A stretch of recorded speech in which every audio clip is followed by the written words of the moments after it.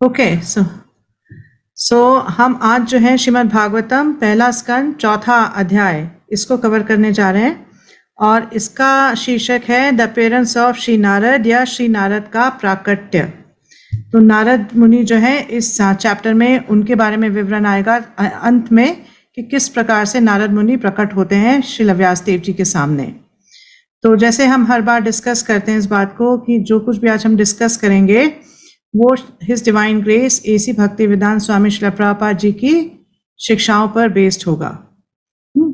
और अब हम एक बार मंगलाचरण कर लेते हैं और कुछ प्रणाम मंत्र कर लेते हैं और उसके बाद अपना सेशन शुरू करेंगे। तो इससे पहले आप लोग सब जैसे जानते हैं हर हफ्ते हम मंगलाचरण करते हैं। तो जो भगवत गीता में भूमिका है या इंट्रोडक्शन है उसका फर्स्ट पेज है मंगलाचरण का, तो आप लोग उसको साथ में खोल सकते हैं। और नहीं तो आप मेरे साथ साथ दोहरा सकते हैं, उसको पढ़ सकते हैं और जिनको याद है वो मेरे साथ बोल सकते हैं। ओम अज्ञानतिमिरान्धस्य ज्ञानाञ्जनशलाकया चक्षुरुन्मिलितं येन तस्मै श्रीगुरुवे नमः। श्रीचैतन्यमनोभीष्टं स्थापितं येन भूतले स्वयं रूपः कदा मह्यं ददाति स्वपदान्तिकम्। वन्देऽहं श्रीगुरौ श्रीयुतपदकमलं श्रीगुरून् वैष्णवांश्च श्रीरूपं साग्रजातं सहगण रघुनाथान्वितं तं सजीवं साद्वैत सावधूतं परिजनसहितं कृष्ण चैतन्यदेवं श्रीराधा कृष्ण पदान् सहगण ललिता श्री विशाखान्वितांश्च। हे कृष्ण करुणा सिन्धु दीनबन्धो जगत्पते गोपेश गोपिका कांत राधा कांत नमोस्तुते। तप्त कांचन गौरांगी राधे वृंदावनेश्वरी वृषभानुसुते देवी प्रणमामि हरिप्रिये। वाञ्छाकल्पतरुभ्यश्च कृपा सिन्धुभ्य एव च पतितानां पावनेभ्यो वैष्णवेभ्यो नमो नमः। जय श्री कृष्ण चैतन्य प्रभु नित्यानंद श्री अद्वैत गदाधर श्रीवासादि गौर भक्त वृंदा। हरे कृष्णा कृष्ण कृष्ण हरे हरे, हरे राम राम राम हरे हरे। नमो विष्णुपदाय कृष्ण प्रेष्ठाय भूतले श्रीमते भक्ति वेदांत स्वामिनिति नामिने। नमस्ते सरस्वते देवे गौरवाणी प्रचारिणे निर्विशेष शून्यवादी पाश्चात्य देशतारिणे।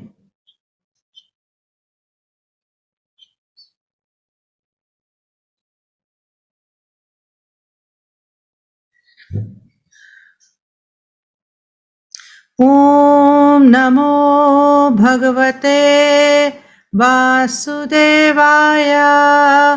ओम नमो भगवते वासुदेवाय।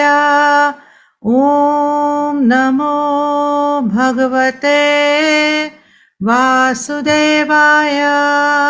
नारायणं नमस्कृत्य नरं चैव नरोत्तमं देवीं सरस्वतीं व्यासं ततो जयमुदीरयेत्। शृण्वतां स्वकथा कृष्ण पुण्यश्रवणकीर्तना हृदयन्तस्तु भद्राणि विधुनोति सुहृत्सतां। नष्टप्रायेषु भद्रेषु नित्यं भागवत सेवया भगवती उत्तमश्लोके भक्तिर्भवती नैष्ठिकी। तो जो चौथा अध्याय है उसका ब्रेकअप कुछ इस प्रकार से है। इसमें टोटल 33 श्लोक हैं और पहले 13 श्लोक में जो शौनक ऋषि हैं जो नैमिषारण्य के जितनी भी ऋषि हैं उनको रिप्रेजेंट कर रहे हैं, उनके प्रतिनिधि हैं, वो कई प्रश्न करते हैं। वो 3 प्रश्न करते हैं व्यासदेव जी से और उसके बाद 14 से 25 तक ये इसके बारे में चर्चा है। सूत गोस्वामी इस बारे में बताते हैं कि किस तरह से व्यासदेव ने वेदों को कंपाइल किया और वेदों को किस तरह से अलग अलग डिवाइड किया। उसके बाद 26वें से 31वें श्लोक में हम देखेंगे कि इन वेदों की रचना करने के बाद भी व्यासदेव जो है क्या है, बहुत ज्यादा दुखी हैं, उनको और असंतुष्ट हैं। उनको ऐसा लग रहा है कि मेरा कुछ काम जो है अधूरा रह गया, अभी मैंने पूरा काम नहीं किया। और 32वें और 33वें जो लास्ट के 2 श्लोक हैं इस चैप्टर के, उसमें हम क्या देखेंगे कि व्यासदेव जी के जो गुरु हैं श्री नारद मुनि, वो वहां पर आएंगे। और अगला चैप्टर में हम देखेंगे कि किस तरह से नारद मुनि और व्यासदेव जी के बीच में वार्तालाप होगी। तो मैं एक बार समराइज करना चाहती हूँ कि पहले 3 चैप्टर्स में अभी तक क्या हुआ है। तो पहले चैप्टर में हमने देखा कि पहले जो 3 श्लोक थे उसमें हमने उसको जैसे प्रिल्यूड या प्रस्तावना की तरह लिया जा सकता है भागवतम के। तो उसमें पहले 3 श्लोकों में पहले तो व्यासदेव जी डिफाइन करते हैं कि परम सत्य कौन है। फिर सेकंड श्लोक में वो डिफाइन करते हैं कि किस तरह से भागवतम जो है ये अमल पुराण है। ये अमल पुराण है और इसमें कैटव धर्म को पूरी तरह से नकार दिया गया है। और फिर तीसरे श्लोक में जो व्यासदेव जी हैं वो बताते हैं कि कैसे जो भागवतम है ये जितने भी वैदिक का शास्त्र हैं उनका निचोड़ है, उनका निचोड़ है। तो ऐसा बताते हैं पहले 3 श्लोकों में। उसके बाद हमने पहले अध्याय में देखा कि जो मुनि है नैमिषारण्य के, वो 6 प्रश्न पूछते हैं। वो 6 प्रश्न क्या है कि सब लोगों की भलाई के लिए क्या कार्य उत्तम है, किस तरह से हर किसी का भला हो सकता है। दूसरा पूछते हैं कि जितने भी वैदिक शास्त्र हैं उनका सार क्या है। तीसरा पूछते हैं कि भगवान श्री कृष्ण क्यों अवतरित होते हैं। चौथा पूछते हैं कि भगवान ने अपने पुरुष अवतारों में क्या क्या उनकी लीलाएं रही। फिर 5वें में पूछते हैं कि भगवान के लीला अवतारों के बारे में बताइए। और 6ठे में पूछते हैं कि जब भगवान स्वयं अपने धाम वापस चले गए द्वापर के एंड में, तो जो धर्म है उसने किसकी शरण ली, धर्म कहाँ पर, किसके आश्रय में धर्म रहा। क्योंकि जब तक भगवान थे तो धर्म जो है भगवान के आश्रय में था, लेकिन जब भगवान अपने धाम को लौट गए तो धर्म ने किसका आश्रय लिया। फिर हम क्या देख रहे हैं चैप्टर 2 में, सूत गोस्वामी जो है इन सारे प्रश्नों का उत्तर देना शुरू करते हैं। तो क्या मतलब सबसे पहले वो क्या करते हैं, अलग अलग प्रेयर्स करते हैं, अपने गुरु शुकदेव गोस्वामी से प्रे करते हैं।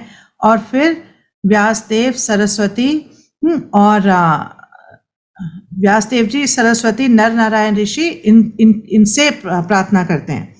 और फिर क्या बताते हैं कि भक्ति जो है सुप्रीम धर्म क्या है। उन्होंने पूछा था मुनियों ने कि सबसे जो उत्तम चीज है हर किसी के लिए वो क्या है। तो क्या बताते हैं, सैव पुंसा परो धर्मो यतो भक्ति रधोक्षजे अहैतुकी अप्रतिहता ययात्मा सुप्रसिद्धति। क्या बताया कि सबसे परम जो सबसे हाईएस्ट चीज है, जो सबसे हाईएस्ट बेनिफिट है वो किस में है, भगवान की भक्ति में है। और वो भक्ति किस प्रकार से होनी चाहिए, अहेतुकी और अप्रतिहता, मतलब बिना किसी हेतु के और बिना किसी रुकावट के। ठीक है। फिर इस तरह से सूत गोस्वामी जो है अलग अलग प्रश्नों के उत्तर देते हैं। फिर जब जो दूसरा प्रश्न है उसका उत्तर देते हैं, जब मुनियों ने पूछा कि सारे जो शास्त्र हैं वैदिक शास्त्र हैं उनका सार क्या है, तो वो क्या बताते हैं, वासुदेव परा वेदा वासुदेव परा मखा वासुदेव परा योगा वासुदेव परा क्रिया वासुदेव परम ज्ञानम वासुदेव परम तपा वासुदेव परो धर्मो वासुदेव परा गति। कि भगवान को जानना, भगवान की भक्ति में लगना, यही सारे जितने भी वैदिक शास्त्र हैं इनका जो निचोड़ है यही है। और ये हम देखते हैं कि श्री कृष्ण जो है भगवत गीता में भी बताते हैं, वेदेश्च सर्वेर अहम एव वेद्या। क्या बताते हैं 15 चैप्टर के 15वें श्लोक में कि सारे वेदों से किसको जानने की जरूरत है, मुझे जानने की जरूरत है।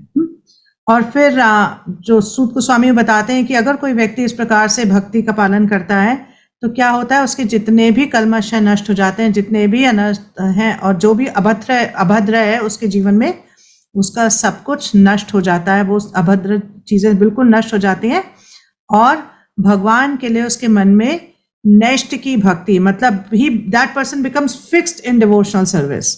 ठीक है। तो ये जो है सेकंड चैप्टर में सूत गोस्वामी बताते हैं। और फिर ये भी बताते हैं, जब जो तीसरा प्रश्न था उन मुनियों का कि कृष्ण किस लिए अवतरित हुए, तो क्या बताते हैं सूत गोस्वामी कि जो अलग अलग रूप में कृष्ण जो है अवतरित होते हैं और अलग अलग लीलाएं करते हैं, किस लिए, ताकि वो लोग जो कि भगवान के भक्त हैं, जो कि शुद्ध सत्व में है, उनको भगवान अपने साथ वापस अपने धाम ले जा सकें। तो अलग अलग लीलाएं करके उनको आकर्षित करते हैं ताकि वो उनको अपने धाम ले जा सके। फिर तीसरे चैप्टर में हमने क्या देखा कि सूत गोस्वामी जो है सबसे पहले पुरुष अवतारों के बारे में चर्चा करते हैं कि किस तरह से जो है भगवान अपने आप को एक्सपैंड करते हैं। और सबसे पहले एक्सपेंशन होती है जो सृष्टि है उसके लिए सबसे पहले एक्सपेंशन होती है कारणोदक्षाय विष्णु के रूप में, फिर गर्भोदक्षाय विष्णु के रूप में, और फिर क्षीरोदक्षाय विष्णु के रूप में। फिर उसके बाद क्या बताते हैं, और जो पांचवा प्रश्न था कि भगवान के लीला अवतारों के बारे में बताइए, तो क्या बताते हैं कि अवतारा ही असंख्येया, कि भगवान के जो अवतार हैं वो असंख्य हैं, उनकी गणना नहीं हो सकती। हाँ, जिस तरह से छोटे छोटे जो पानी के स्रोत हैं वो एक समुद्र के अंदर प्रवेश करते हैं, उसी तरह से भगवान के भी जो अवतार हैं वो असंख्य हैं। लेकिन फिर भी सूत गोस्वामी क्या करते हैं, कुछ मेन अवतारों के बारे में बताते हैं। और फिर क्या बताते हैं कि एते चांश कला पुंसा कृष्णस्तु भगवान स्वयं इंद्रारी व्याकुलम लोकम हृदयंती युगे युगे, कि कृष्ण जो है ये सारे जितने भी अवतार हैं क्या है, भगवान के अंश हैं या उनकी कला है। और कृष्ण कौन है, परम भगवान है, स्वयं भगवान कृष्ण है, और बाकी जो सारे अवतार हैं उनसे ही आते हैं। और किस लिए आते हैं कि जब जो आसुरी प्रवृत्ति के लोग हैं, जब वो देवी देवताओं को या जो पायस लोग हैं, जो पुण्यात्मा हैं, उनको कष्ट देते हैं, तो भगवान इसलिए आते हैं ताकि उनका नाश कर सके और जो साधु पुरुष हैं या पुण्यात्मा हैं उनको बचा सके। ठीक है। फिर जो छठा प्रश्न था कि जब भगवान अपने धाम को लौट गए तो धर्म ने किसका आश्रय लिया, तो towards the last shloka of chapter 3 सूत गोस्वामी बताते हैं, कृष्णे स्वधामोपगते धर्म ज्ञानाधिभि सह कलौ नष्ट दृशामेशा पुराणार्को धुनोदितः, कि जब कृष्ण अपने धाम लौट गए धर्म और ज्ञान के साथ, हम जो भी है उनके सारे जो धर्म ज्ञान इनके साथ जब अपने धाम को लौट गए, तो जो कलौ मतलब कली युग में जिनकी दृष्टि अंधकार से बिल्कुल पूरी तरह से मतलब कवर हो चुकी है, उनको रोशनी देने के लिए कौन आया, ये भागवतम पुराण आया। पुराण अर्को धुनोदिता, एक सूर्य के समान ये पुराण जो है इसका जन्म हुआ या ये प्रकट हुआ जिससे कि लोगों को रोशनी मिले। और यहाँ पर ही सारे जो धर्म और ज्ञान है इसने किसकी शरण ली, श्रीमद् भागवतम की शरण ली। अब हम चौथा चैप्टर शुरू करने जा रहे हैं। तो पहले 13 में शौनक ऋषि जो है सूत गोस्वामी से चर्चा करेंगे और उनसे प्रश्न करेंगे, और 14वें से 33वें तक सूत गोस्वामी बताएंगे कि किस तरह से व्यास देव जो है उन्होंने अलग अलग जो शास्त्र हैं उनको उनकी रचना की, उनको कंपाइल किया, और उसके बावजूद भी किस तरह से व्यास देव जी जो है असंतुष्ट हैं, और अंत में जब वो इतने दुखी हैं और असंतुष्ट हैं और इसके बारे में सोच रहे हैं कि क्यों ऐसा मेरे साथ हो रहा है, तब वहां पर नारद मुनि जो है वो प्रकट होते हैं। ठीक है। तो सबसे पहले पहला श्लोक पढ़ते हैं। तो इसका मैं हिंदी अनुवाद एक बार पढ़ देती हूँ।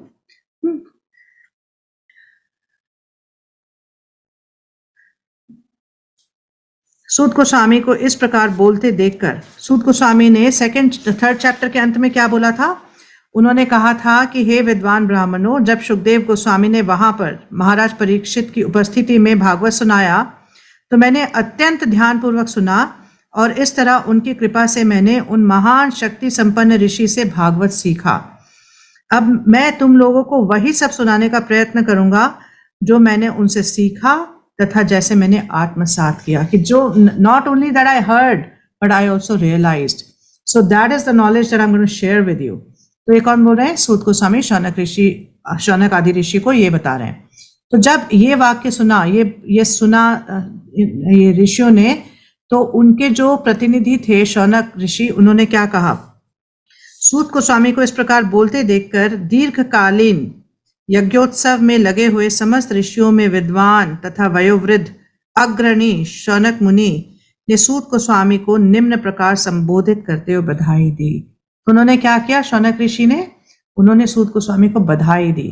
तो श्रील प्रभुपाद अपने तात्पर्य में बताते हैं कि जो बधाई दे रहा है उसकी क्या क्वालिफिकेशन होनी चाहिए। है ना। यहाँ पे हम देख रहे हैं शौनक मुनि जो है वो बधाई दे रहे हैं, तो एक उनकी क्या क्वालिफिकेशन होनी चाहिए, तो बता रहे हैं कि सबसे पहले कुलपति, मतलब जितने भी वो लीडर्स हैं उनको रिप्रेजेंट करने वाले होने चाहिए, उनके जो है लीडर होने चाहिए, उस सभा में अग्रणी होने चाहिए। और क्या, वृद्धा, मतलब कि एल्डरली, उनकी ऐसा नहीं कि कोई बहुत छोटा सा बच्चा है या बहुत यंग है वो कर रहा है, लेकिन एक एल्डरली व्यक्ति होना चाहिए, एक ज्येष्ठ व्यक्ति होना चाहिए। और बावृचा, मतलब कि बहुत बुद्धिमान, बहुत विद्वान होना चाहिए। और ऐसा व्यक्ति फिर इस प्रकार से सारे ऋषियों को रिप्रेजेंट कर सकता है, उनका प्रतिनिधित्व कर सकता है। और सूत गोस्वामी से, क्योंकि शौनक ऋषि में सारी क्वालिफिकेशंस हैं, इसीलिए वो ये रोल निभा रहे हैं और सूत गोस्वामी को बधाई दे रहे हैं। तो प्रभुपाद जी जो है इसके तात्पर्य में और ये भी बताते हैं कि मतलब कभी जो भागवतम है या कोई भी वैदिक शास्त्र है उसमें दोनों का जो है प्रमाणिक होना जरूरी है, जो बोल रहा है और जो सुन रहा है, दोनों का प्रमाणिक होना जरूरी है। क्योंकि जब तक दोनों प्रमाणिक नहीं होंगे, दोनों बोनाफाइड नहीं होंगे, तब तक real transfer of knowledge can not happen. तब तक जो ज्ञान है वो पूरी तरह से, जो ये जो ज्ञान है दिव्य ज्ञान है, ये हृदय में प्रकाशित होता है। हाँ, तो दिव्य ज्ञान को हृदय में प्रकाशित होने के लिए दोनों पार्टीज को प्रमाणिक होना जरूरी है।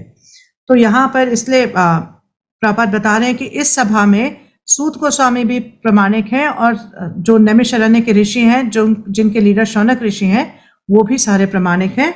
इसीलिए यहाँ पर ऐसी सिचुएशन क्रिएट हुई है कि वास्तविकता में भागवतम का जो सही ज्ञान है वो सूत गोस्वामी जी से ये सारे जो ऋषि है नैमिषारण्य के, उन तक जा रहा है। दूसरे श्लोक में देखते हैं क्या होता है। दूसरे श्लोक में शौनक ऋषि कहते हैं, हाँ, सूत सूत महाभागा। क्या कहते हैं? सूत सूत महाभागा। तो बोलते हैं कि हे सूत गोस्वामी, जो बोल सकते हैं तथा सुन सकते हैं, उन सबों पर आप सर्वाधिक भाग्यशाली तथा सम्मानीय हैं। कृपा करके श्रीमद् भागवतम की पुण्य कथा कहें, जिसे महान तथा शक्ति संपन्न ऋषि शुकदेव गोस्वामी ने सुनाई थी।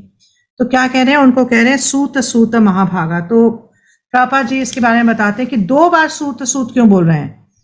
इसलिए बोल रहे हैं क्योंकि मतलब उनको इतनी ज्यादा उत्कंठा हो रही है और इतनी प्रसन्नता हो रही है कि अब हमें भागवतम सुनने को मिलेगी। तो और इतनी मतलब उत्कंठा है उनको कि वो अपने आप को रोक नहीं पा रहे हैं। तो बोल रहे हैं जल्दी, मतलब सुनाइए सुनाइए। तो सूत सूत महाभागा, आप बहुत भाग्यवान हैं जो आपने शुकदेव गोस्वामी से इसको सुना, इस ज्ञान को प्राप्त किया, और आज अब हमें आप सुनाने जा रहे हैं। तो प्रभुपाद बताते हैं कि जो एक व्यक्ति है जो भागवतम बोलता है या भागवतम बोलने वाला है, उसकी क्या क्वालिफिकेशन, उसकी क्या योग्यता होनी चाहिए। उसकी योग्यता ये नहीं है कि वो बहुत ज्यादा पढ़ा लिखा है या उसके पास बहुत सारी डिग्रीज हैं, या फिर ये भी नहीं है कि उसका बहुत ऊंचे खानदान में जन्म हुआ, ब्राह्मण खानदान में जन्म हुआ, ये भी नहीं है। ये भी नहीं है कि उसके पास वो बहुत धनाढ़ है, बहुत उसके पास ऐश्वर्य है, ये भी नहीं है। या फिर ये भी नहीं है कि वो किसको जानता है, उसके किससे क्या कनेक्शन है, ये भी नहीं है। एक्चुअली जो क्वालिफिकेशन है, जो योग्यता है एक व्यक्ति जो कि भागवतम का ज्ञान देता है, उसकी योग्यता है कि उसने उस ज्ञान को बहुत उत्कंठा से एक प्रमाणिक व्यक्ति से ग्रहण किया है। और यहाँ पर हम क्या देखते हैं कि सूत गोस्वामी जो है उनकी यही क्वालिफिकेशन है, क्योंकि उन्होंने बहुत ध्यान पूर्वक शुकदेव गोस्वामी को सुना है और उस ज्ञान को अपने अंदर लिया है और आत्मसात किया है, और अब वो उसको बोलने जा रहे हैं। तो इसीलिए तो श्रीला प्रभुपाद जी कहते हैं कि हमें उनसे सुनना चाहिए जो कि शुकदेव गोस्वामी के लाइन में आते हैं, मतलब कि उस तरह से मतलब उनके रिप्रेजेंटेटिव हैं, जिन्होंने शुकदेव गोस्वामी ने जिस तरह से एक्सप्लेन किया उसको सुना है और उसको आगे दिया है। तो कई बार हम देखते हैं कि बहुत सारे ऐसे प्रवक्ता होते हैं जो पेशेवर प्रवक्ता होते हैं, है ना, जैसे कि जो रिसाइटर्स होते हैं, प्रोफेशनल रिसाइटर्स, जो कि आप देखेंगे भागवत सप्ताह कर रहे हैं इधर उधर, या फिर कई ऐसे होते हैं जो निर्विशेषवादी होते हैं, तो ये भी मतलब भागवतम पे ज्ञान देते हैं। लेकिन प्रभुपाद जी वार्न करते हैं कि ऐसे लोगों के मुंह से, या कर्मी जो हैं जिनका सिर्फ मकसद ये है कि किस तरह से हम इस भौतिक जगत में इंद्र तृप्ति ज्यादा से ज्यादा कर लें, ऐसे लोगों से अगर हम भागवतम सुनते हैं तो उस भागवतम सुनने का क्या का क्या रिजल्ट रहेगा? श्रम एव ही केवलम, उसका कोई बहुत ज्यादा हमारे ऊपर कोई प्रभाव नहीं पड़ेगा। जो भागवतम सुनने से प्रभाव हमारे अंदर पड़ना चाहिए वो नहीं होगा। तो इसलिए प्रभुपाद जी इसके बारे में वार्न करते हैं। ठीक है, अब हम तीसरे श्लोक पे चलते हैं और देखते हैं कि सूत गोस्वामी तीसरे श्लोक में क्या कह रहे हैं। तो तीसरे श्लोक में कहते हैं कि यह कथा सर्वप्रथम किस युग में तथा किस स्थान में प्रारंभ हुई। जो ये भागवतम की कथा है ये किस स्थान में प्रारंभ हुई और किस कारण इसे प्रारंभ किया गया। महामुनि कृष्ण द्वैपायन व्यास ने इस साहित्य का को संकलित करने की महामुनि कृष्ण द्वैपायन व्यास ने इस साहित्य को संकलित करने की प्रेरणा कहाँ से की। तो क्या पूछ रहे हैं कि कब ये भागवतम किस युग में इसका प्रारंभ हुआ, कहाँ पे प्रारंभ हुआ और क्यों इसको, मतलब किस कारण और किस लिए इसको किया गया और इसकी प्रेरणा कहाँ से आई। तो ये जो है ये 4 प्रश्न इसमें पूछते हैं इस। फिर हम क्या देखते हैं कि तो प्रभुपाद जी जो है इसके तात्पर्य में बताते हैं कि क्यों इस तरह से मतलब शौनक ऋषि पूछ रहे हैं, क्योंकि व्यास देव जी ने इतने सारे ग्रंथों की रचना की है, वेदों की रचना की है, वेदांत सूत्रों की करी है, पुराणों की करी है। तो वो अब ये जानना चाहते हैं कि मतलब भागवतम में ऐसी क्या स्पेशलिटी है, भागवतम के बारे में बताइए कि कब ये शुरू हुआ, कैसे हुआ। तो अब चौथे श्लोक में हम देखते हैं। तो चौथे श्लोक में जो शौनक का है मुनिया वो कहते हैं उनका व्यास देव का पुत्र परम भक्त समदर्शी ब्रह्मवादी था, जिसका मन सदैव ब्रह्मवाद में केंद्रित रहता था। वह संसारी कर्मों से परे था, लेकिन प्रकट न होने के कारण अज्ञानी जैसा लगता था। तो किसके लिए कह रहे हैं? शुकदेव गोस्वामी के लिए कह रहे हैं कि शुकदेव गोस्वामी जो है बहुत मतलब उच्च कोटि के भक्त हैं, लेकिन क्या थे? पहले ब्रह्मवादी थे। लेकिन और क्या थे? पूरी तरह से जो उनके जितने भी कार्यकलाप थे दिव्य थे। लेकिन जो मतलब उनको नहीं जानता था उसको ऐसे लगता था कि मतलब ये कोई ऐसे ही व्यक्ति है जिसमें ज्यादा कोई बहुत अकल नहीं है, बुद्धू है। हाँ, ऐसे लगता था, इसको ज्यादा कुछ पता नहीं है। तो प्रभुपाद जी कहते हैं कि एक्चुअली मतलब एक जो भगवान का भक्त है उसके कार्यकलाप देखकर आपको उसमें कई बार उसमें और किसी मटीरियलिस्ट व्यक्ति में, किसी कर्मी में कोई ज्यादा फर्क नजर नहीं आएगा। किसी भी बद्ध जीव में और एक भगवान के जो परम भक्त हैं उनमें कई बार ऊपरी तौर से अगर हम देखेंगे तो कोई डिफरेंस नजर नहीं आएगा। जैसे कि भगवद गीता में श्लोक आता है ना, या निशा सर्वभूतानां तस्याम जगृति संयमी यस्याम जगृति भूतानि स निशा पश्यतो मुने।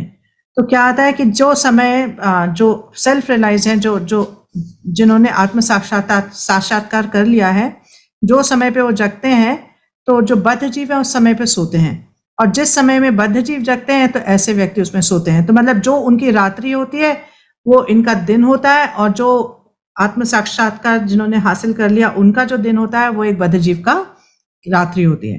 तो इस तरह से तो अब प्रभुपाद जी बताते हैं कि एक्चुअली में बाहर से देखने से पता नहीं लगता कि कौन व्यक्ति वास्तविकता में इतने ऊंचे प्लेटफॉर्म पे, कौन व्यक्ति जो है वो गुणों से परे है या बहुत ऊपर के लेवल पे है।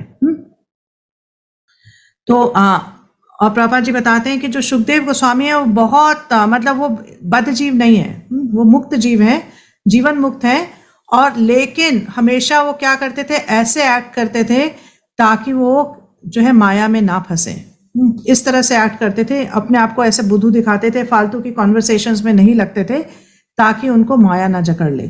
तो इस तरह का एग्जाम्पल हम जो है भागवतम के 5वें स्कंद में भी देखते हैं। जड़ भरत का एग्जाम्पल है कि वो भी इस तरह से एक्ट करते थे कि मतलब उनको यहाँ भौतिक जगत में बहुत ज्यादा इंटरेक्शन ना करना पड़े ताकि वो माया में ना फंसे।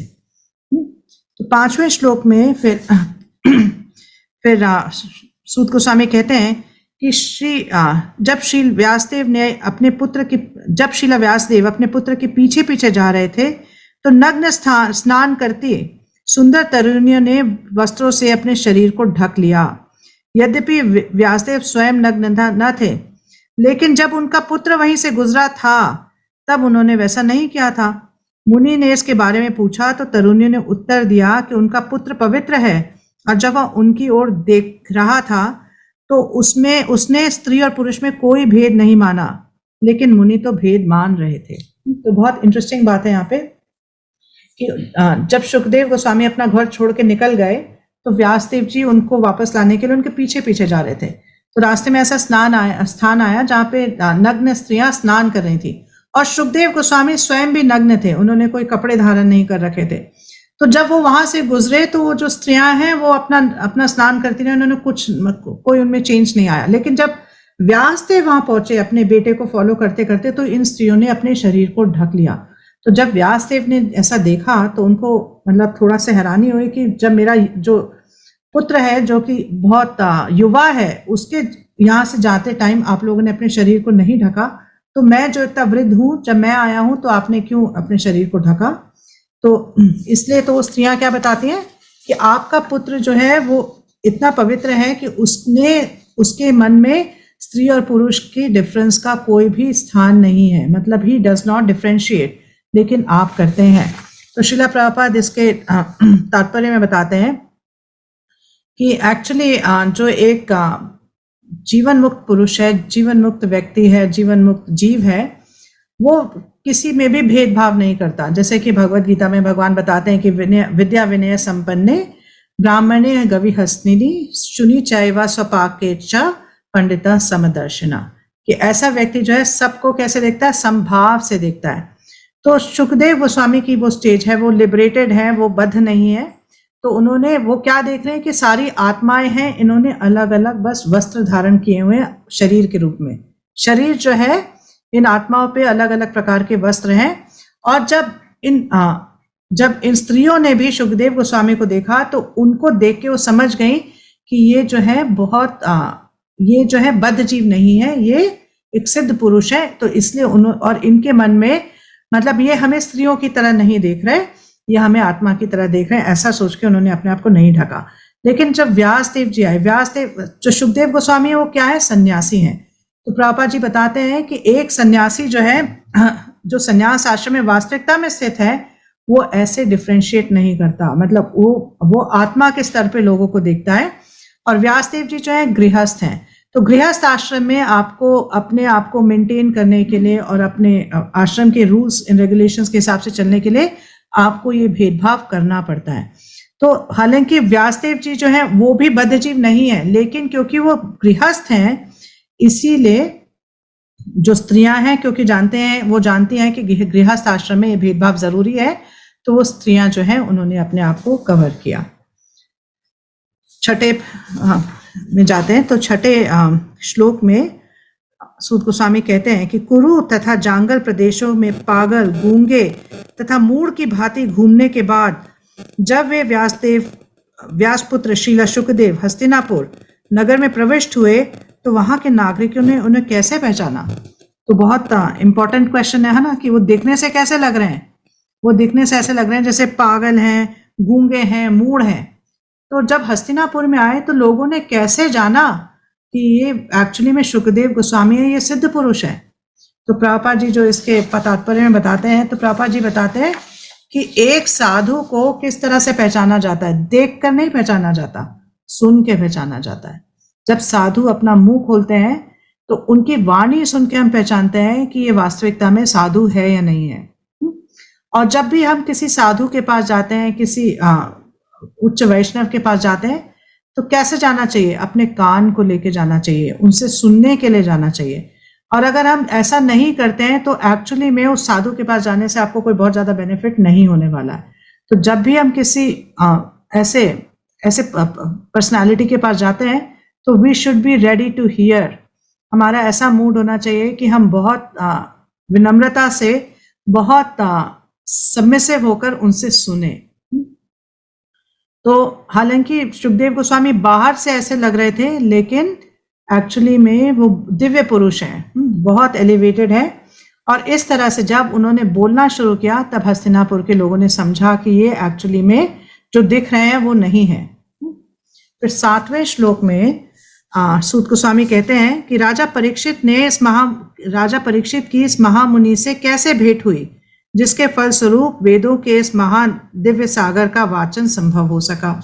फिर वो पूछ रहे हैं कि सुखदेव गोस्वामी ने परीक्षित महाराज को जो है भागवतम का ज्ञान दिया, तो किस तरह से इनकी भेंट हुई, किस तरह से ये दोनों आपस में मिले, जिसकी वजह से जो इतना गूढ़ ज्ञान है, इतना मतलब इतना अमल ज्ञान है, वो इस तरह से कैसे सुखदेव गोस्वामी से परीक्षित महाराज को मिला। फिर 8th श्लोक में सूत गोस्वामी कहते हैं कि वे सुखदेव गोस्वामी किसी गृहस्थ के द्वार पर उतनी ही देर रुकते जितने समय में गाय दूही जा सकती है।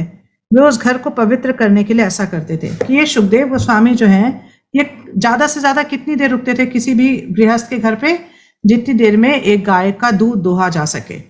तो और किस लिए रुकते थे ये, तो प्रभुपाद जी इसको एक्सप्लेन करते हैं कि जो गृहस्थ हैं उनको इनलाइटन करने के लिए, उनको ज्ञान देने के लिए, दिव्य ज्ञान प्रदान करने के लिए और उनके घर को पवित्र करने के लिए जो है सुखदेव गोस्वामी जाते थे। तो यही एक संन्यास आश्रम में जो व्यक्ति है वो किसी भी गृहस्थ के घर में जाता है अगर, तो किस लिए जाता है, ताकि उनको दिव्य ज्ञान दे सके और उनके घर को पवित्र कर सके। वो दिखाने के लिए क्या लेने जा रहे हैं, भिक्षा लेने जा रहे हैं, बट वास्तविकता में उसके पीछे पर्पस क्या है, पर्पस ये है। तो ये क्वेश्चन पूछने का क्या रीजन है, सूत गोस्वामी से शौनक ऋषि ये क्वेश्चन क्यों पूछ रहे हैं, क्योंकि वो जानना चाहते हैं कि किस तरह से सुखदेव गोस्वामी जो कहीं पे भी नहीं रुकते थे, वो परीक्षित महाराज के पास इतनी देर कैसे रुक गए, और किस तरह से भागवतम का ज्ञान सुखदेव गोस्वामी से परीक्षित महाराज को मिला। ठीक है, 9वें में चलते हैं। 9वें में जो है शौनक ऋषि कह रहे हैं, कहा जाता है कि महाराज परीक्षित उच्च कोटि के भगवत भक्त थे और उनके जन्म तथा कर्म अत्यंत आश्चर्यजनक थे, कृपया उनके विषय में हमें बताएं। तो यहाँ पर वो जिज्ञासा प्रकट कर रहे हैं कि हमने सुना है कि परीक्षित महाराज बहुत उच्च कोटि के भक्त थे, हाँ, बहुत मतलब फर्स्ट क्लास डिवोटी, हाँ, और उनका जन्म भी अद्भुत था, उनकी सारी क्रियाएं भी अद्भुत थी और उनकी मृत्यु भी बड़ी अद्भुत हुई। तो उनके बारे में बताइए। तो हम क्या देख रहे हैं कि मतलब जो भक्त हैं वो उच्च कोटि के भक्तों के बारे में भी जानना चाहते हैं, क्योंकि उन भक्तों का रिलेशनशिप कृष्ण के साथ है। तो कृष्ण कथा तो सुनना ही चाहते हैं, भक्तों की कथा भी सुनना चाहते हैं। तो क्यों ऐसा बोला उन्होंने कि उनका जन्म दिव्य था, क्योंकि जब परीक्षित महाराज अपनी माता के गर्भ में थे, तब अश्वत्थामा ने जब ब्रह्मास्त्र छोड़ा तो उस ब्रह्मास्त्र की कुछ चिंगारियां माता के गर्भ में प्रवेश हो गई, और उनकी रक्षा करने के लिए कृष्ण जो है उनकी माता के गर्भ में प्रवेश किया उन्होंने, और क्या किया, परीक्षित महाराज को बचाया। कृष्ण ने स्वयं उनकी रक्षा की, इसलिए उनका जन्म अद्भुत है। और उनके कार्यकलाप किस तरह से अद्भुत है कि परीक्षित महाराज इतने अच्छे राजा थे कि उनको ये समझ में और मतलब कृष्ण भावनामृत को स्थापित करना चाहते थे अपने पूरे राज्य में। तो उनको ये बात समझ में आ गया था कि कलयुग जो है, जब कलयुग का अगर प्रवेश होगा तो सब लोग डिग्रेड हो जाएंगे, सब लोग जो है नीचे गिर जाएंगे, तो भगवत भक्ति में नहीं लग पाएंगे। तो उन्होंने क्या किया, कली को अपने राज्य से निकाल दिया, कली को अपने राज्य में प्रवेश नहीं करने दिया। और तीसरा जो उनकी मृत्यु है, कि उनकी मृत्यु के समय उनको श्रृंगी ने जब श्राप दिया तो उनको 7 दिन की मोहलत दी गई। तो उनको पता था कि मेरी मृत्यु 7 दिन में होने वाली है। तो कितनी बड़ी बात है ना, हमें किसी को नहीं पता कि हमारी मृत्यु अगले मिनट होएगी, कब होएगी, हमें किसी को भी कुछ आइडिया नहीं है। लेकिन परीक्षित महाराज को ये पता था कि 7 दिनों के बाद उनकी मृत्यु होगी। तो इसलिए यहाँ पर शौनक ऋषि कह रहे हैं कि मतलब इतने उच्च कोटि के भक्त थे, उनका जन्म भी दिव्य था, उनके कार्यकलाप भी दिव्य थे, उनकी मृत्यु भी दिव्य थी, तो उनके बारे में बताइए। तो 10वें श्लोक में शौनक ऋषि कह रहे हैं कि वे एक महान सम्राट थे तथा और उनके पास उपार्जित राज्य के सारे ऐश्वर्य थे। वे इतने वैरण्य थे कि उनसे पांडुवंश की प्रतिष्ठा बढ़ रही थी। तब फिर वे सब कुछ त्याग कर गंगा नदी के तट पर बैठकर क्यों आमरण उपवास करने लगे। कि मतलब इतने अच्छे राजा थे, हाँ, पूरी तरह से क्वालिफाइड थे, पूरी तरह से योग्य थे, और सारे उनके पास ऐश्वर्य थे, और अपने जो पूर्वज हैं उनका वो क्या कर रहे थे, उनकी प्रतिष्ठा को बढ़ा रहे थे, उनकी प्रतिष्ठा को इंक्रीज कर रहे थे। तो ऐसा व्यक्ति जो कि बहुत अच्छे से राज कर रहा हो, जो कि अपने पूर्वजों की प्रतिष्ठा को बढ़ा रहा हो, और जो पूरे जो भी पृथ्वी है उसके राजा थे, तो उनको क्या जरूरत पड़ी कि उन्होंने सब कुछ छोड़ दिया और गंगा के किनारे जाकर आमरण उपवास करना शुरू कर दिया। तो क्यों ऐसा करने की जरूरत पड़ी? तो ये वो जानना चाहते हैं कि ऐसा क्या हो गया कि ऐसे राजा को सब कुछ छोड़ के जाना पड़ा।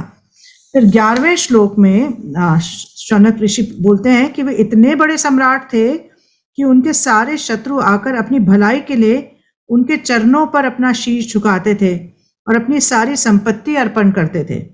वे तरुण और शक्तिशाली थे और उनके पास अलभ्य राजसी ऐश्वर्य था, तो फिर वे अपना सर्वस्व, यहाँ तक कि अपना जीवन भी क्यों त्यागना चाह रहे थे?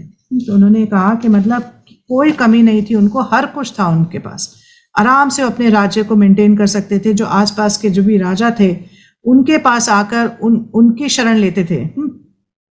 और मतलब उनको ऐसा, प्रभुपाद जी बताते हैं कि इतना ऐसा राज्य था कि वहां पर उनको कर लेने की जरूरत नहीं पड़ती थी। लोग अपने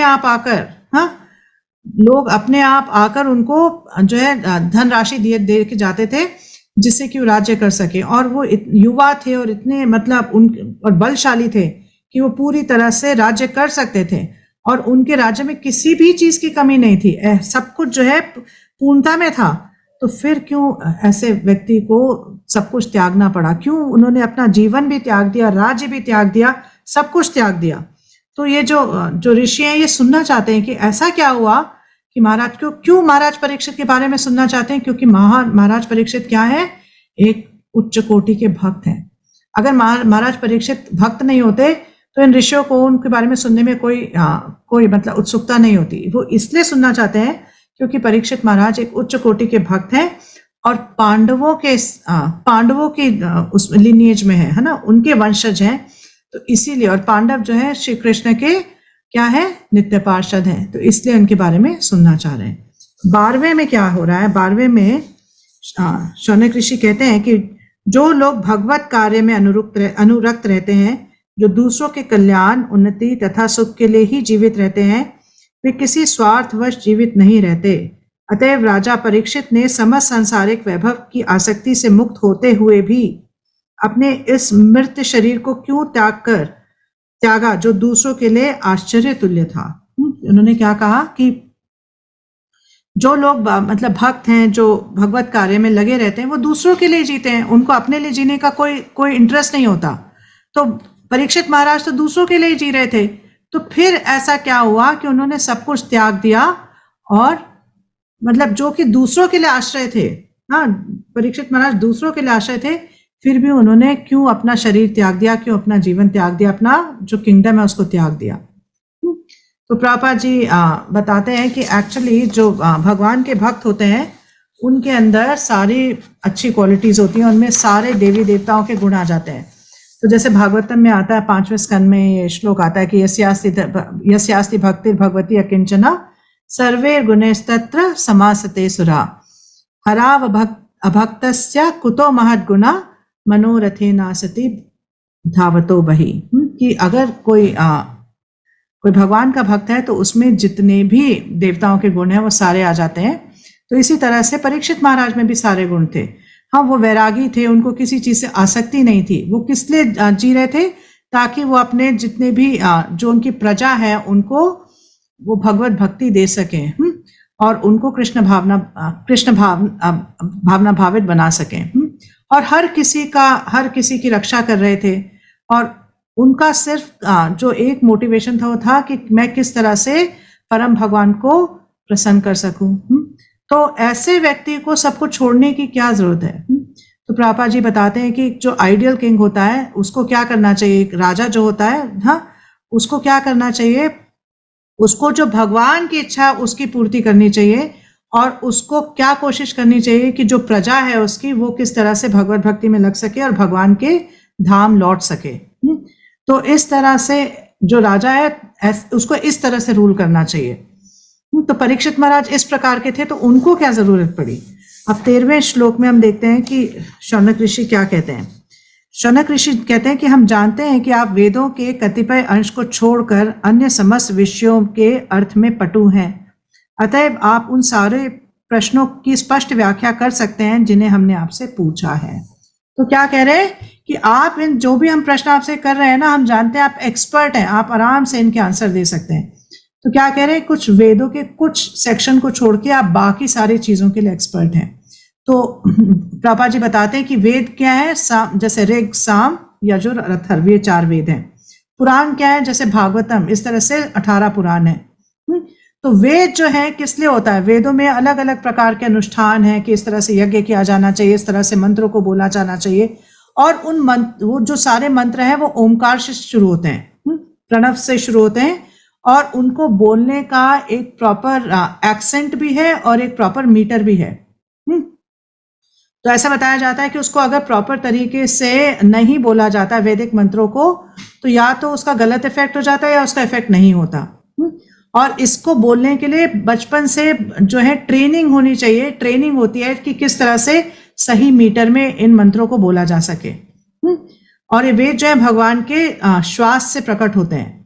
तो लेकिन जो पुराण है ये क्या है, ये एक्चुअली पुराण वेदों के सप्लीमेंट हैं। किस तरह से जो वेद वाक्य है उसको किस तरह से समझा जाए, ये इसके बारे में पुराणों में चर्चा आती है। और इसके लिए ऐसा एक्सपर्ट होना कि मतलब कोई व्यक्ति उसको पता हो कि क्या मीटर है, क्या प्रोनाउंसिएशन है, क्या एक्सेंट है, हाँ, इसकी ज़रूरत नहीं है। कोई भी व्यक्ति पुराणों का अध्ययन कर सकता है और उसके लिए ये क्वालिफिकेशन की ज़रूरत नहीं है।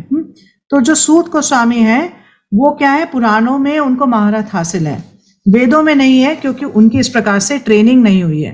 तो इसलिए जो सारे ऋषि हैं वो क्या कह रहे हैं कि आप जो हमें आपसे प्रश्न पूछ रहे हैं, ये आप हमें इसके आंसर दे सकते हैं, क्योंकि आप जो है पुराणों में पूरी तरह से एक्सपर्ट है, पारंगत है, तो आपके लिए कोई बड़ी बात नहीं है। तो और क्यों, मतलब प्रभा जी कहते हैं कि एक्चुअली में अगर किसी व्यक्ति को पुराणों के बारे में बहुत अच्छे से पता है, वेद के बारे में नहीं भी, मतलब उसके कई सेक्शंस के बारे में नहीं भी पता, तो कोई नुकसान नहीं है। और इसके बारे में हम कैसे समझ सकते हैं कि जो शुकदेव गोस्वामी है, जो कि पूरी तरह से मुक्त जीव हैं, उन्होंने किसका ज्ञान देना उचित समझा, परीक्षित महाराज को श्रीमद् भागवतम का, जो कि एक पुराण है। तो ऐसा व्यक्ति जो ऐसा व्यक्ति परीक्षित महाराज, जो कि जिनकी मृत्यु होने वाली है, उनको जब ज्ञान दे रहे हैं तो किस चीज को चुना उन्होंने, श्रीमद् भागवत पुराण को चुना। तो इसीलिए प्रभा जी कह रहे हैं कि इसलिए हमें ये नहीं समझना चाहिए कि पुराण जो है ये वेदों से कुछ नीचे के स्तर पे हैं। दरअसल पुराण जो है वेदों के एक्सप्लेनेशन है, उनके सप्लीमेंट्स हैं। तो अगर कोई मतलब किसी को ये बात, किसी ने जो पुराणों में जो शिक्षा है उसको आत्मसात कर लिया है, और कोई व्यक्ति है जिसको वेदों के मंत्र को उच्चारण करना बहुत अच्छे से आता है, लेकिन उसने किसी भी ज्ञान को आत्मसात नहीं किया, तो जिसने आत्मसात किया है वो उससे बहुत उच्च कोटि का है। तो दरअसल आत्मसात करना किसी भी शिक्षा को वो ज्यादा जरूरी है। तो प्रभा जी कहते हैं तोते की तरह रट लेना या तोते की तरह मंत्र बोलते रहने से बहुत ज्यादा जरूरी है कि हम रियलाइज करें, जो हम सुन रहे हैं उसको हम उस पर मनन करें और उसको फिर आत्मसात करें। तो 14वें श्लोक में आते हैं। तो 14वें श्लोक में अब सूत गोस्वामी बोलना शुरू करते हैं। सूत गोस्वामी ने कहा कि जिस समय द्वापर युग का त्रेता युग से अति व्यापन हो रहा था, तो वसु की पुत्री सत्यवती के गर्भ से पराशर द्वारा महान ऋषि व्यासदेव ने जन्म लिया।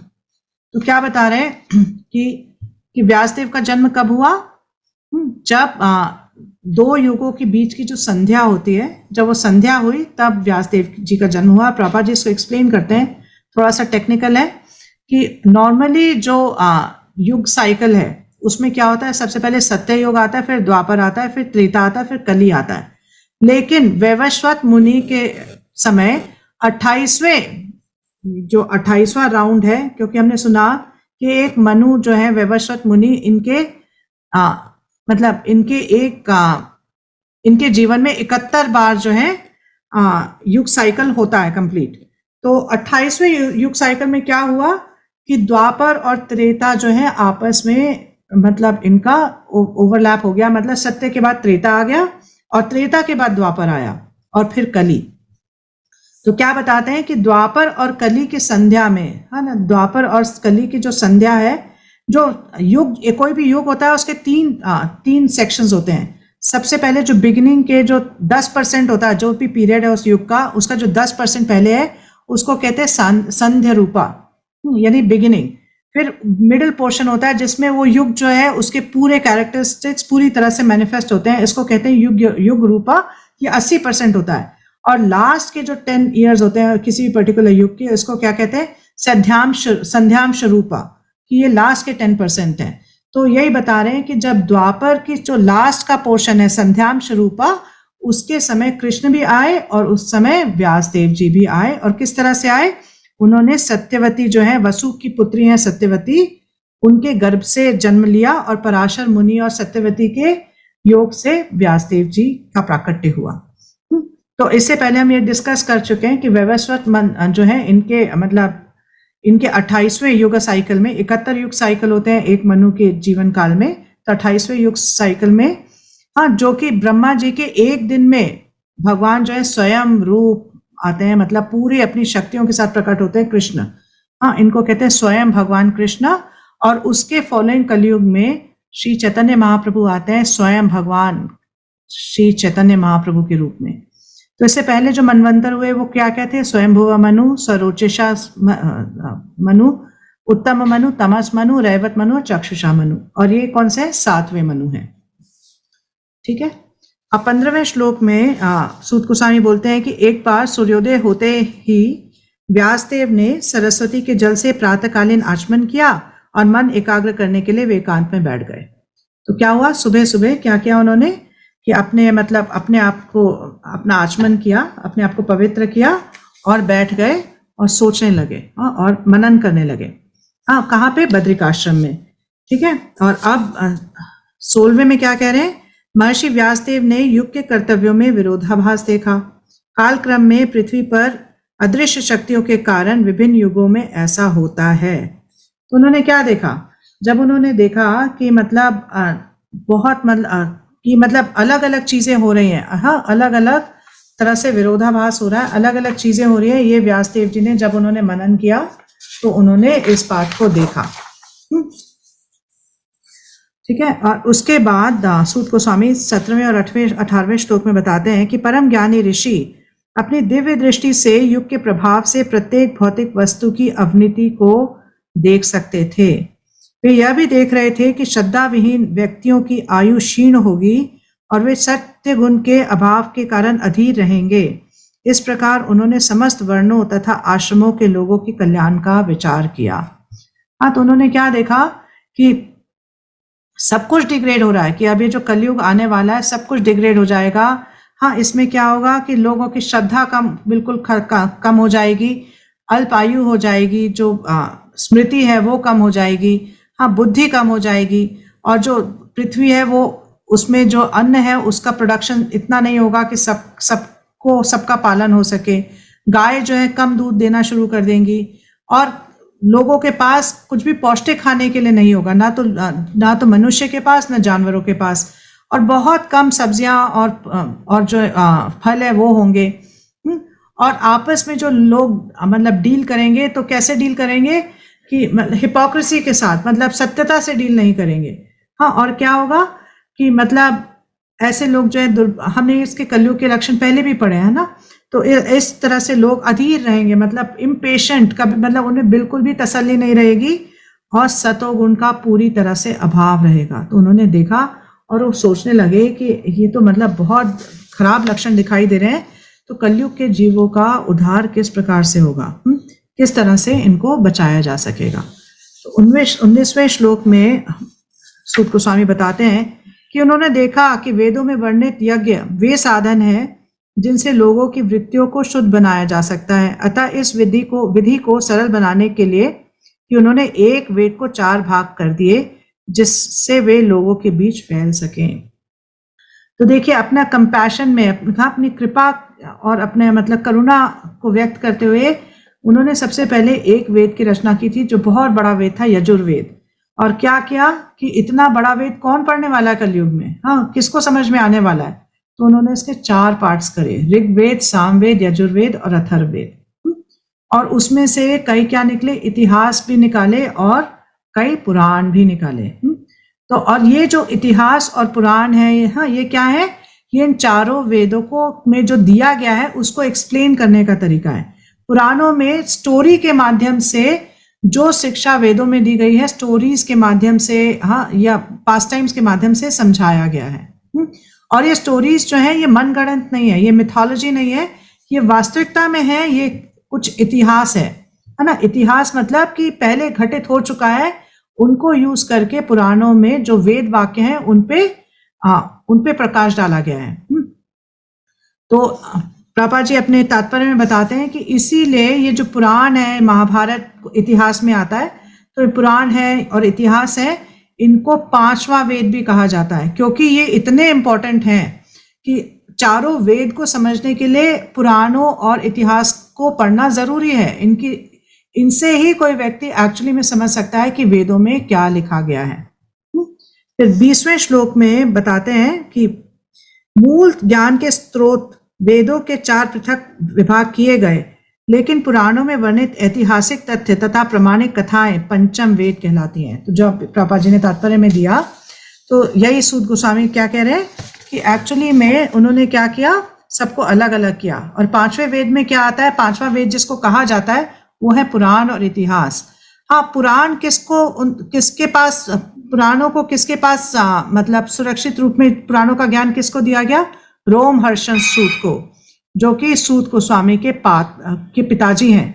इसीलिए शौनक ऋषि जब कहते हैं कि सूत गोस्वामी को कि आपको हालांकि वेदों के कुछ पोर्शन का ज्ञान नहीं है, लेकिन आपको पुराणों का बहुत अच्छे से ज्ञान है, और जो प्रश्न हमने आपसे पूछे हैं वो आप आराम से उनका आंसर दे सकते हैं। क्यों? क्योंकि सूत गोस्वामी ने पुराणों को किनसे सीखा, अपने पिता रोमहर्षण सूत से सीखा। और इतिहास में क्या क्या आता है, जैसे महाभारत, रामायण, ये क्या है, इतिहास है। तो यहाँ पर सूत गोस्वामी बताते हैं कि ये इनको कई बार 5वां वेद भी कहा जाता है, पुराण और इतिहास को कंबाइंड। ठीक है।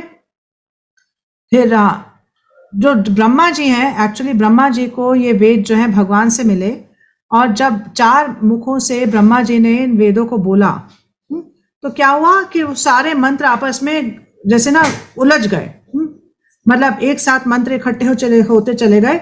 तो व्यास देव जी ने आकर फिर इन मंत्रों को अलग अलग करके इनको 4 भागों में बांटा, कि ये ऋग्वेद है, ये अथर्ववेद है, ये यजुर्वेद है और ये सामवेद है, इस तरह से। ठीक है। फिर 21, तो 21 में आप सूत गोस्वामी कहते हैं कि वेदों के 4 खंडों में विभाजित हो जाने के बाद पैल ऋषि ऋग्वेद के आचार्य बने, जैमिनी सामवेद के, यजुर्वेद के कारण एकमात्र वैशंपायन यशस्वी हुए। तो फिर क्या हुआ, जब ये वेदों का विभाजन किया तो ऋग्वेद को पैल ऋषि को दे दिया व्यासदेव जी ने, कि आप इसको अच्छे से अध्ययन करिए और इसकी जो शिक्षा है उसको फैलाइए। सामवेद किसको दे दिया, जैमिनी ऋषि को दे दिया। यजुर्वेद किसको दे दिया, वैशंपायन ऋषि को दे दिया। और अथर्ववेद किसको दिया, अंगिरा मुनि को दे दिया। तो 22वें में हम देखते हैं क्या कहते हैं, अत्यंत अनुरक्त रहने वाले सुमंतु मुनि अंगिरा को अथर्ववेद सौंपा गया और मेरे पिता रोमहर्षण को पुराण तथा इतिहास सौंपे गए। तो पुराण और इतिहास किसको दिए, रोमहर्षण सूत को दिए। तो इस तरह से इनको विभाजित किया गया। ठीक है।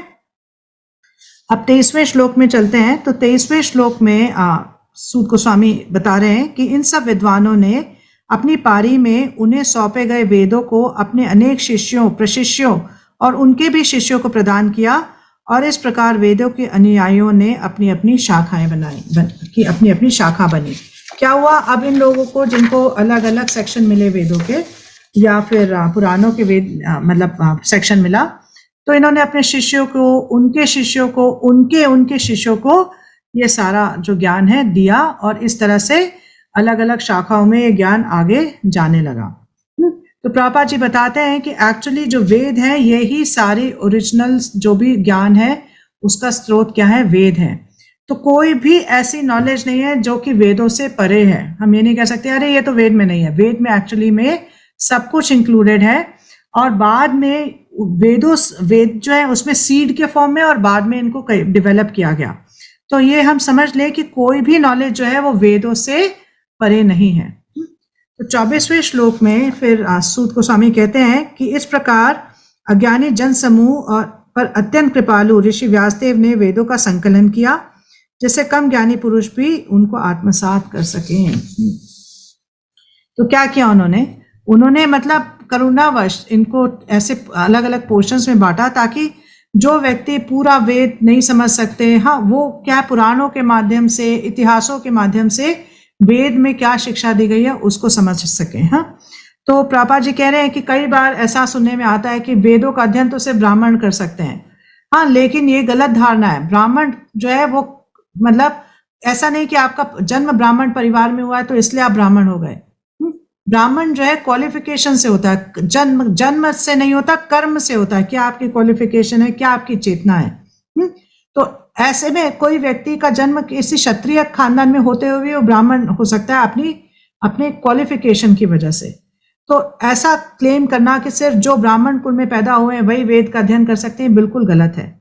और इसी तरह से ऐसे लोग, हाँ, जो कि ब्राह्मण कुल में जिनका जन्म नहीं हो और वो ये सोचे कि अरे हमारे में वेद पढ़ने नहीं दिया जा रहा तो हमारे साथ अन्याय हो रहा है, ये भी गलत है। क्योंकि वेद किसको कौन पढ़ सकते हैं, क्यों ब्रह्मा जी को वेद दिया गया।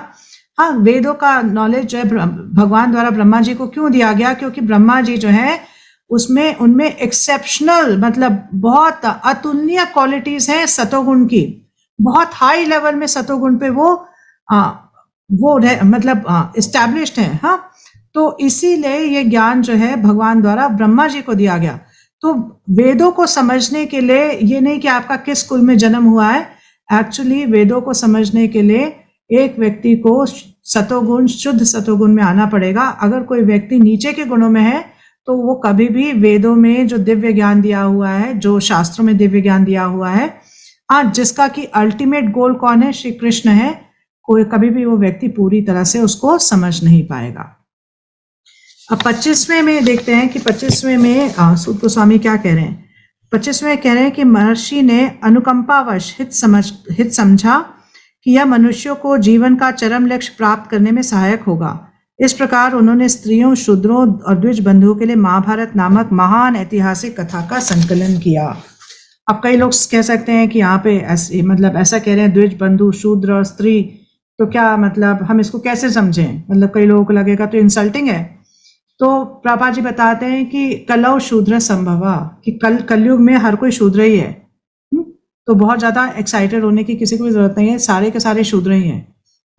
तो इसीलिए मतलब हमारे जैसे लोगों के लिए, इसलिए कलयुग में आप देखेंगे कि वेदों का अध्ययन करना बहुत ज्यादा पॉसिबल नहीं है, क्योंकि उस तरह की शुद्धता ही नहीं है लोगों में। तो इसीलिए व्यासदेव जी ने देख लिया पहले ही कि इस तरह के लोग आएंगे, इसलिए उन्होंने क्या किया, महाभारत की रचना की। तो महाभारत में क्या है, महाभारत में अलग अलग प्रकार की स्टोरीज हैं, अलग अलग प्रकार की स्टोरीज के द्वारा उन्होंने शिक्षाएं दी हैं। क्योंकि जिनकी जो बहुत ज्यादा मतलब जिनकी जो अल्पज्ञ हैं, जिनमें बहुत ज्यादा बुद्धि नहीं होती, वो वेदों के वाक्यों को समझ ही नहीं सकते। लेकिन हाँ, जो जिनमें बुद्धि कम है, जैसे कि कलयुग के प्राणी हैं, उनमें बुद्धि की कमी है, तो उसने क्या किया है, उनमें उनको बहुत ज्यादा फिलॉसफी ना देके स्टोरी फॉर्म में फिलॉसफी दी गई है। और श्री कृष्ण की भगवत गीता इसके बीच में है, फिलॉसफी फॉर्म में, है ना। महाभारत के बीच में क्या है, कृष्ण ने अपनी भगवत गीता बोली है। तो व्यास देव और कृष्ण ने दोनों ने मिलकर इस कलयुग के लोगों का उद्धार कैसे हो सकेगा वो डिसाइड किया है और उसका अरेंजमेंट किया है। ठीक है।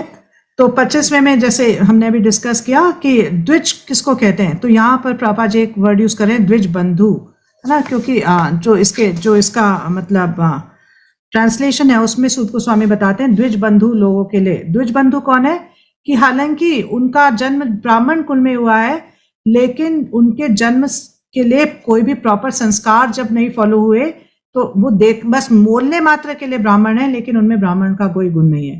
तो प्रभा जी बताते हैं कि एक्चुअली गर्भाधान संस्कार होता है। एक मनुष्य, प्रॉपर मनुष्य जो है, उसके जीवन में अलग अलग प्रकार के संस्कार, वैदिक संस्कार हैं। गर्भाधान संस्कार होता है, अगर मतलब गर्भ धारण करने से पहले संस्कार होता है। तो अगर ये संस्कार नहीं किया जाता, तो कोई ब्राह्मण कुल में अगर पैदा होता है तो वो उसको द्विज बंधु माना जाएगा, कि friend of dvija, friend of a brahmana, क्योंकि उसमें ब्राह्मण के कोई गुण नहीं है। और फिर बताते हैं कि मतलब जो विमेन होते हैं, जो स्त्रियां होती हैं, उनके लिए भी बहुत सारे संस्कार नहीं होते, उनके लिए सिर्फ विवाह संस्कार होता है, और शूद्रों के लिए भी सिर्फ विवाह संस्कार होता है। तो इसीलिए मतलब अलग अलग प्रकार के लोगों के लिए क्या दिया है, उन्होंने महाभारत दी है। और इसीलिए प्रभुपाद जी बताते हैं कि चैतन्य महाप्रभु जब कलयुग में आए, कलयुग के जो योग अवतार हैं श्री चैतन्य महाप्रभु, तो उन्होंने कहा कोई वेद पढ़ने की जरूरत नहीं, ये सब करने की जरूरत नहीं, आप क्या करो, भगवान की भक्ति में करो, और वो सबसे आसान तरीका है और सुलभ है, और सबसे जल्दी इससे भगवत भक्ति की और भगवत धाम की प्राप्ति होती है। 26वें श्लोक में सूत गोस्वामी बताते हैं कि श्री व्यासदेव हैं बताते हैं, द्विज ब्राह्मणों, यद्यपि वे समस्त लोगों के समग्र कल्याण कार्य में लगे रहे, तभी उनका मन भरा नहीं। कि व्यासदेव जो है, मतलब इतना सब कुछ करने के बाद, लोगों के बारे में इतनी चिंतित होने के बाद, उनके लिए अलग अलग रचनाएं करने के बाद, उनका उद्धार करने के बारे में सोचने के बाद भी संतुष्ट नहीं है। तो ऐसा कोई व्यक्ति सोच सकता है ना कि इतना मतलब आपने कार्य किया सबके भलाई के लिए, तो उसके बाद तो संतुष्टि होनी चाहिए ना। लेकिन व्यासदेव जी क्या है, संतुष्ट नहीं है। तो 27वें श्लोक में फिर सूत गोस्वामी कह रहे हैं कि इस प्रकार मन में असंतुष्ट रहते हुए ऋषि ने तुरंत विचार करना प्रारंभ किया। वो सोचने लगे कि इतना कार्य कर लिया मैंने, इतने सारे ग्रंथों की रचना कर दी, तो भी मैं संतुष्ट क्यों नहीं हूं। हाँ, और क्या किया, उन्होंने विचार करना प्रारंभ किया, क्योंकि वे धर्म के सार के ज्ञाता और मन ही मन, क्योंकि वे धर्म के सार के ज्ञाता और मन ही मन कहा। उन्होंने मन ही मन, वो सारे जितने भी शास्त्र हैं उनका जो सार है उसके ज्ञाता है, क्योंकि सारे शास्त्रों को उन्होंने ही कंपाइल किया, उनकी रचना उन्होंने ही की है। तो वो क्या सोच रहे हैं, अब वो सोच रहे हैं कि क्यों मैं असंतुष्ट हूँ, क्यों मुझे इतना सब कुछ करने के बाद भी किसी भी प्रकार की जरा भी आनंद प्राप्त नहीं हो रहा, मेरे को क्यों असंतुष्टि है। तो 28वें और 29वें श्लोक में सूत गोस्वामी कहते हैं कि व्यासदेव किस प्रकार से सोच रहे हैं कि मैंने कठिन व्रतों का पालन करते हुए वेदों की, गुरु की तथा यज्ञ वेदी की मिथ्या आडंबर के बिना पूजा की है। मैंने अनुशासन का भी पालन किया है और महाभारत की व्याख्या के माध्यम से शिष्य परंपरा को अभिव्यक्ति दी है, जिससे स्त्रियां, शूद्र और अन्य द्विज बंधु लोग भी धर्म के मार्ग का अवलोकन कर सकते हैं। तो क्या सोच रहे हैं वो ये सोच रहे हैं कि मैंने तो मतलब सब कुछ किया है और प्रॉपर तरीके से किया है, और मतलब सब कुछ जो गुरु शिष्य परंपरा में दिया है, और महाभारत तक की रचना की है, जिससे कि वो लोग जो कि वेद वाक्य ना समझ सके, उनका भी उद्धार हो सके, वो भी भगवान के कार्य में लग सके, वो भी धर्म का पालन कर सके। उसके बावजूद भी ऐसा क्यों हो रहा है। फिर 30वें में सूत गोस्वामी बताते हैं कि व्यासदेव जी क्या सोच रहे हैं। व्यासदेव सोच रहे हैं, वेदों के लिए जितनी बातों की आवश्यकता है, यद्यपि मैं उनसे पूर्ण रूप से सज्जित हूं, तथापि मैं अपूर्णता का अनुभव कर रहा हूं। कि मतलब वेदों में जिस भी चीज की जरूरत है वो मैं पूरी तरह से उसके लिए क्या हूं, सज्जित हूं। मतलब कि पूरी तरह से आई एम इक्विप्ड, मैं आई नो, हाँ, कि वेदों में के लिए क्या चीज की जरूरत है, मेरे को वो सारा कुछ है मेरे पास, उसके बाद भी मुझे संतुष्टि क्यों नहीं आ रही, ऐसा सोच रहे हैं व्यासदेव, ऐसा चिंतन कर रहे हैं। तो 31वें श्लोक में फिर सूत गोस्वामी बताते हैं कि व्यासदेव जी आगे क्या सोच रहे हैं कि हो सकता है कि मैंने भगवान की भक्ति का विशेष रूप से कोई संकेत ना किया हो, जो सिद्ध जीवों और अच्युत भगवान दोनों को प्रिय है। क्या सोच रहे हैं कि मैंने इतने ग्रंथ लिखे, इतने शास्त्र लिखे, तो ऐसा तो नहीं है कि कहीं क्योंकि मैंने कहीं पर भी सिर्फ भगवान की भक्ति के बारे में नहीं लिखा। सब जगह क्या है कि थोड़ा कर्म कांड भी दिया, थोड़ा सा ज्ञान कांड भी दिया, थोड़ा सा भगवान की भक्ति के बारे में बताया, तो अलग अलग चीजों का वर्णन किया हर जगह अलग अलग तरीके से। तो कहीं ऐसा तो नहीं कि इस वजह से मुझे संतुष्टि महसूस नहीं हो रही, क्योंकि जो सिद्ध पुरुष हैं वो ये सब इन सब चीजों को क्या कहते हैं, कैटव धर्म। तो जो सिद्ध हैं वो इस कैटव धर्म में उलझना नहीं चाहते, वे सिर्फ भगवान की भक्ति के बारे में जानना चाहते हैं, वही पढ़ना चाहते हैं और वही करना चाहते हैं, और भगवान भी सिर्फ यही चाहते हैं। तो कहीं ऐसा तो नहीं क्योंकि जो मैंने कार्य किए हैं उससे सिद्ध पुरुष और भगवान दोनों ही प्रसन्न नहीं है, दोनों को ही मतलब ऐसा नहीं लग रहा कि मैंने कुछ बहुत ग्रेट काम कर दिया है, तो क्या उस वजह से मेरे को असंतुष्टि है। तो मतलब ये इस तरह से जो है मनन कर रहे हैं व्यासदेव जी। तो श्रील प्रभुपाद जी जो है इसके बारे में बताते हैं कि एक मनुष्य जो है उसका क्या परम धर्म है। उसका परम धर्म है कि जो कुछ भी करे वो क्या करे, उसको भगवान की भक्ति की प्राप्ति हो सके। और किस तरह की भक्ति? अहैतुकी अप्रतिहता। कि किस तरह की भक्ति होनी चाहिए? जिसका ना तो कोई और मोटिवेशन होना चाहिए, ना ही वो बिना रुकावट के हो। तो ऐसी भक्ति जो है वास्तविकता में हृदय को जो है पूरी तरह से संतुष्ट कर सकती है, हृदय को पूरी तरह से मतलब आनंदित कर सकती है। तो ऐसा प्रभुपाद जी अपने तात्पर्य में बता रहे हैं। फिर 32वें श्लोक में सूत गोस्वामी कह रहे हैं कि जैसा कि पहले कहा जा चुका है, जब व्यासदेव अपने दोषों के विषय में पश्चाताप कर रहे थे, उसी समय सरस्वती नदी के तट पर स्थित कृष्ण द्वैपायन व्यास की कुटिया में नारद जी पधारे। ऐसा जब सोच रहे हैं, है ना, ऐसा जब सोच रहे हैं तो क्या हुआ? तो नारद जी वहां पे आए। हम देख सकते हैं कि गुरु जो है अपने शिष्य की जो मन की इच्छा है उसको समझ जाते हैं। गुरु जो है समझ पाते हैं कि जब गुरु और शिष्य का संबंध इस प्रकार से होता है तो गुरु समझ पाते हैं कि मेरे शिष्य के मन में क्या चल रहा है। तो हालांकि व्यासदेव जी ने नारद मुनि को बुलाया नहीं, लेकिन नारद मुनि उनकी जो हृदय की व्यथा है उसको कम करने के लिए स्वयं ही वहां प्रकट हो गए।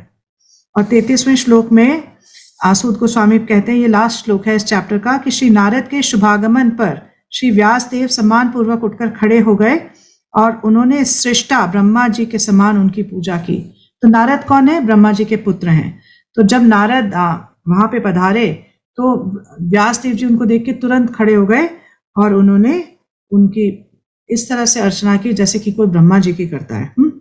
तो ब्रह्मा जी जो है उन्होंने कृष्ण से, उनको जो वेदों का ज्ञान है कृष्ण से प्राप्त हुआ और नारद जी को ये ज्ञान ब्रह्मा जी से प्राप्त हुआ। तो ये शिष्य परंपरा है, गुरु शिष्य परंपरा। तो उनकी पूजा किस तरह से की? जिस तरह से ब्रह्मा जी की कोई पूजा करता है, और इस तरह से उनको वेलकम किया। ठीक है, तो अब हमारा ये सत्र यहीं पे समाप्त।